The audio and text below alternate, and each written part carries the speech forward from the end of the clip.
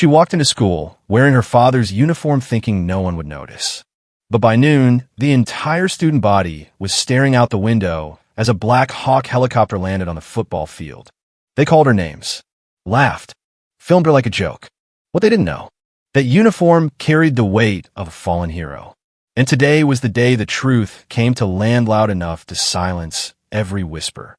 Stay with me, because what happened next turned a teenage girl into the embodiment of silent courage. And it all started with a cruel joke in the cafeteria. The school bus hissed to a halt outside Jefferson High, and Emily Grant stepped off, her boots hitting the pavement with a firm, steady rhythm. She didn't speak. She didn't need to. The moment she appeared wearing a full set of faded military camouflage, every conversation in the parking lot either paused or shifted to her. 17. Quiet. New girl. And now this? The morning sun hadn't even fully warmed the concrete, yet whispers traveled faster than wildfire. Emily walked with her shoulders straight, chin high, but it was impossible to ignore the stares, some puzzled, many mocking, all judgmental. High school had never been kind, but today it felt like she had painted a target on her back. Is this for Halloween? Madison Blake said, her voice just loud enough for the crowd gathering by the school entrance to hear. With platinum blonde hair, perfectly straightened, and a phone always within reach, Madison wasn't just popular, she was the hierarchy. She ruled it like royalty. A few students chuckled, unsure if they were laughing with her or for her. Maybe she's auditioning for G.I. Jane too, said Tyler Kent, football captain, whose muscles were rivaled only by his confidence. He mock saluted as Emily passed. Yes, ma'am. Reporting for cafeteria duty. Phones came out. Snapchat stories. TikTok filters. The caption practically wrote itself. Who wears camo to school? Emily didn't flinch, not even a glance sideways. But inside her hands trembled. The oversized jacket she wore had sleeves that had once fit someone much larger, her father. It still held the faint scent of his cologne, even after 3 years in storage. She had rolled the cuffs to reveal smaller hands that curled now into fists she fought to keep steady. She could have stayed home. She almost did. But today wasn't just any day.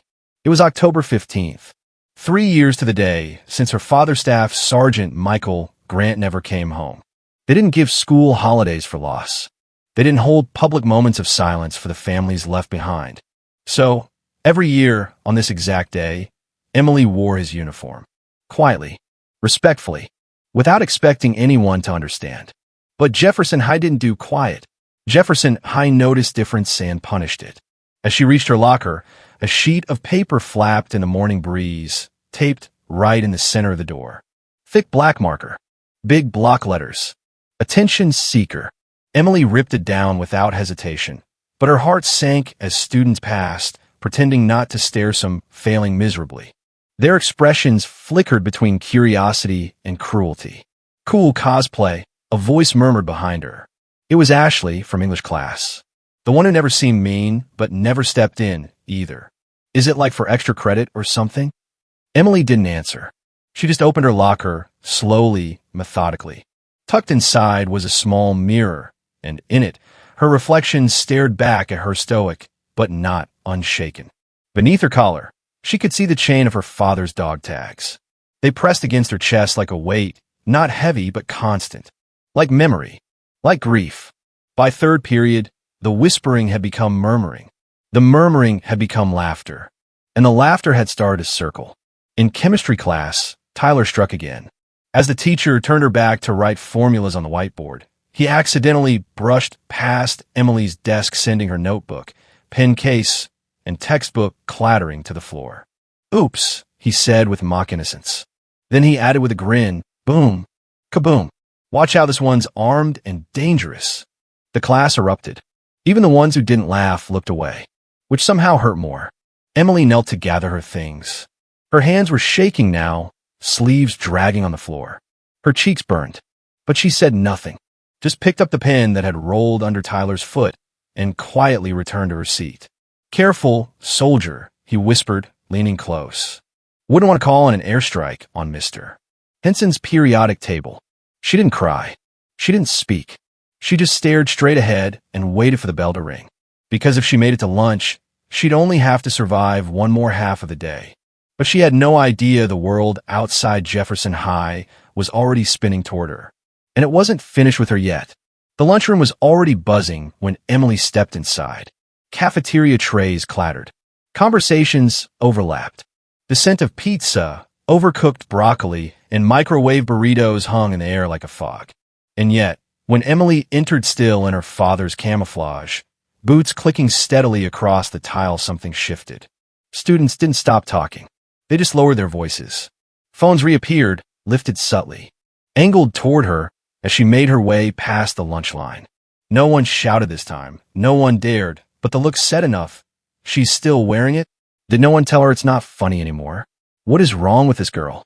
Emily picked a corner table far from the football players, far from Madison Blake's kingdom, far from anyone. She unwrapped her sandwich and took one bite, but she couldn't taste it. Her hands rested in her lap, fingers still curled around the note she had crumpled hours earlier. She felt like a ghost in her own body. That's when Madison arrived. Like clockwork. Like she'd been waiting for the moment the lunchroom would go quiet enough. "Hey, Army girl," she said, sliding into the seat across from Emily like it was her throne. Madison didn't come alone. Brittany Walsh and Chloe Jensen flanked her sides like backup dancers with sharpened smiles. Emily didn't look up. "So, is this like a political statement?" Madison asked, dragging out her words like she was tasting them. "Or are you just really into camouflage?" Brittany giggled. "Maybe she's trying to get recruited." "No," Chloe added, her voice syrupy with mock concern. "I think she just wants attention." Emily finally raised her eyes. "Calm. Still. You have no idea what you're talking about," she said quietly. That stopped them. Just for a second. Madison blinked. She wasn't used to pushback, especially from someone sitting alone, in army gear, eating a soggy turkey sandwich. "Oh, I get it now," she said, her smirk sharpening. "You're doing that thing. The silent, mysterious loner vibe. Very Netflix. Are you waiting for your superhero moment or something?" Emily didn't answer. She didn't need to, because the energy in the room had shifted again. People were starting to notice something. Not just what she wore, but how she wore it. How the uniform wasn't thrown on for attention, but pressed, neat, lived in. The patches were real. The boots scuffed in places that told stories. Her posture wasn't stiff from fear, it was trained. Natural. Disciplined. And there were details. Small ones. A black and silver wristband under her sleeve, military issue. The way her back never touched the cafeteria chair, like she was always ready to move. Even her silence didn't feel passive anymore. It felt earned. A few teachers had started to take notice. Ms. Collins, the AP government teacher, paused mid-step while carrying her tray. Her eyes scanned Emily from head to toe. Not with judgment, but recognition. In the back corner of the room, Mr. Darby, a former Marine who never talked about his service, stopped chewing mid-bite. Emily didn't flinch when Madison leaned closer and said, "What's wrong? Can't handle a little joke." But before Emily could respond, the sound arrived. It was distant at first, just a low hum, barely distinguishable from the HVAC system. But it grew. Fast. The windows along the cafeteria's east wall began to rattle. Forks trembled on plastic trays. Conversations died mid-sentence. Even the cliques with the loudest laughs went suddenly still. "What is that?" someone whispered. Then came the roar. A deep, thundering sound that vibrated in everyone's chests. Heads turned toward the windows, some students standing now, pushing toward the glass. A shadow passed overhead. Wide. Heavy. Madison frowned. "Is that a—" The moment was shattered by the deafening womp womp womp of rotor blades tearing through the air. Someone shouted, "That's a helicopter." "No, it's a Black Hawk," another said, practically shrieking. "Like a real military one." Madison laughed nervously. "No way. That's not what—" "Here." But as the roar grew louder and the windows went momentarily dark from the passing shape above, reality crashed into the lunchroom like a storm. A real Black Hawk helicopter was circling Jefferson High. Phones went up. Students stampeded toward the exits. Teachers tried to maintain order, but they were just as stunned as the kids. Shouts echoed through the cafeteria. "It's landing on the football field." Outside, grass and debris swirled violently in the air as the helicopter descended. Inside, students rushed from hallways and classrooms to see. Some pressed their faces to the glass. Others streamed it live. And Emily Grant? She didn't move. She knew that sound. She knew that aircraft. The crowd was buzzing, people shouting theories, recording, running while Emily simply stood. Slowly, quietly. Her sandwich untouched, her tray forgotten. Her face was pale, but her eyes were steady. Because she recognized the unit markings painted along the side of that chopper. She recognized the insignia, and she knew exactly who had sent it. The football field looked like something out of a movie. The Black Hawk had landed dead center on the 50-yard line, its rotors slowly winding down. Grass lay flattened in every direction from the force of its descent. Teachers and students had spilled from every wing of the school, pouring toward the bleachers, toward the chain-link fence, toward anything that gave them a better view. Emily stood just beyond the cafeteria doors, still and composed as chaos buzzed around her. The crowd murmured and gawked, every pair of eyes locked on the military aircraft that had descended from the sky like a thunderclap. Then came the second wave of shock. Figures began to emerge from the side hatch of the Black Hawk. Not soldiers in combat gear.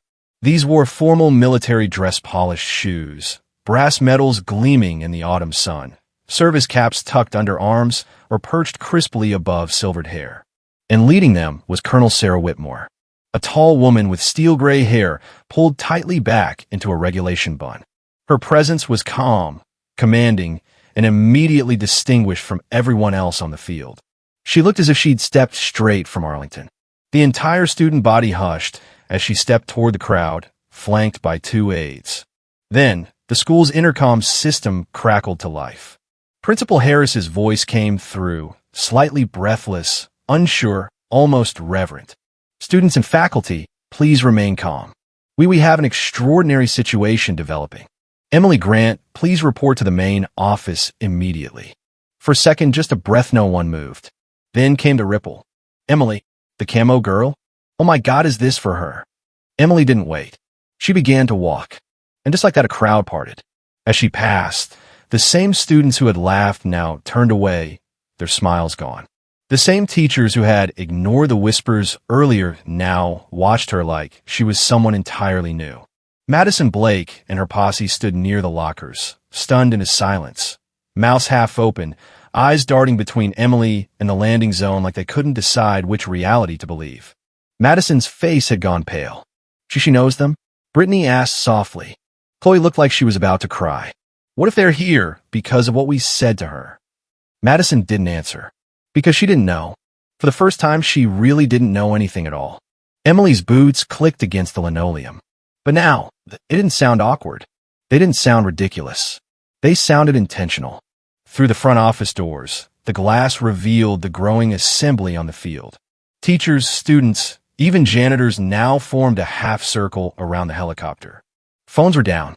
This wasn't for views anymore. This was real. Colonel Whitmore turned as Emily approached. Their eyes met, and for a heartbeat, no one breathed. Then the colonel stepped forward and extended her hand not to shake but to rest gently on Emily's shoulder. You look just like him, she said. Emily swallowed hard. Principal Harris stood off to the side, helpless to frame the moment. The colonel turned, her voice now amplified by a portable speaker an aide had set up near midfield. Students and faculty of Jefferson High School, she said clearly, we apologize for the disruption. But we come today with honor and remembrance. The wind caught her coat as she continued. 3 years ago today, on October 15th, Staff Sergeant Michael Grant gave his life during a mission in Kandahar Province, Afghanistan. He died establishing a communications uplink to save 12 of his brothers in arms. He remained in the open while under fire and never returned home. Gasps. Audible collective. People looked toward Emily like they'd never seen her before. Colonel Whitmore continued. Today, we fulfill two duties. One, to recognize a hero long overdue for commendation. And 2-inch, she turned slightly, to honor the daughter who has carried that memory with dignity beyond her years. From a lacquered case, an aide handed her 2 items, a neatly folded American flag and a velvet box. She opened the box. Inside, the Medal of Honor. Gasps turned into sobs. Not performative, not dramatic, just stunned teenagers, realizing that the girl they had mocked was the daughter of a hero. The colonel held the flag with both hands. This flag flew over Forward Operating Base Grant in Afghanistan.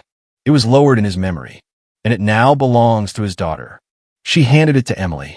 The weight of it landed not just in her arms, but in every heart watching. Then came the medal. With slow, careful hands, Colonel Whitmore stepped forward and pinned it not on the uniform of the father who earned it, but onto the uniform the daughter wore in his name. Silence. Only the breeze through the grass and one distant sob somewhere near the 10-yard line. Emily didn't cry, but her eyes shimmered, and for the first time all day, she allowed herself to smile just a little. She wasn't pretending. She wasn't performing. She was remembering, and nominally everyone else was too. The metal gleamed against the faded fabric of the uniform. Emily stood motionless, clutching the folded flag in her arms, as the students of Jefferson High remained utterly still. The moment stretched not awkward, not tense but reverent. 1,000 breaths held as if afraid to shatter the silence. Then someone clapped. Just one person. Then another. Within seconds, the entire field erupted not in cheers, not in whoops, but in a slow, rising wave of applause. Deep, respectful, raw. It was the kind of sound not reserved for high school assemblies or football victories. It was the sound people made when they realized they had been wrong. Madison Blake stood near the bleachers, frozen. Her arms hung by her sides, and her designer handbag so carefully selected that mourning now felt absurd and irrelevant. She had mocked Emily's uniform, laughed at her grief, called her Army girl like it was an insult. Now, she couldn't even meet Emily's eyes. Beside her, Tyler Kent looked visibly shaken. His jaw clenched, but not from anger, from shame. He was the one who had pretended to drop bombs behind her back, who had joked about airstrikes and camouflage cosplay. And now, here he stood watching the daughter of a decorated war hero receive the nation's highest military honor. Emily didn't gloat. She didn't smirk. She didn't turn a glare at them. She simply stood, steady, graceful, strong. That afternoon, the student body was dismissed early, not because of fear or danger, but because no one could return to class after that. As students slowly left the field, whispers turned into hushed reflections. Some cried, some stared blankly at the grass, and some, for the first time in their teenage lives, felt something they couldn't quite describe: humility. Emily walked across the field, the flag still folded tightly in her arms. At the edge of the track, just before the school building, a figure stepped into her path. Tyler. His hands were in his pockets, his face red, eyes glassy. "I didn't know," he said, barely above a whisper. Emily didn't respond. "I didn't know about you, Dad, or what this day meant." He trailed off. "I'm sorry." "Really?" She paused, looked at him. There was no anger in her gaze, no revenge, just quiet understanding. "You didn't ask," she said simply. That landed harder than any insult. Then she kept walking. Near the doors, Madison waited. She tried to smile, but collapsed somewhere between guilt and regret.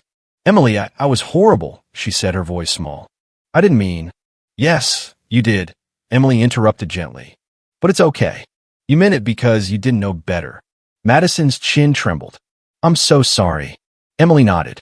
Not forgiveness, not bitterness, just acknowledgement. "I'm not angry," she said, "but maybe next time look deeper before you laugh." Madison couldn't speak. She just nodded, eyes wet, shoulders sagging. The school doors opened, and Emily stepped through. She passed the cafeteria where it all started, the hallway where kids had filmed her like a joke, the chemistry room where she had been bombarded with explosions made of cruelty.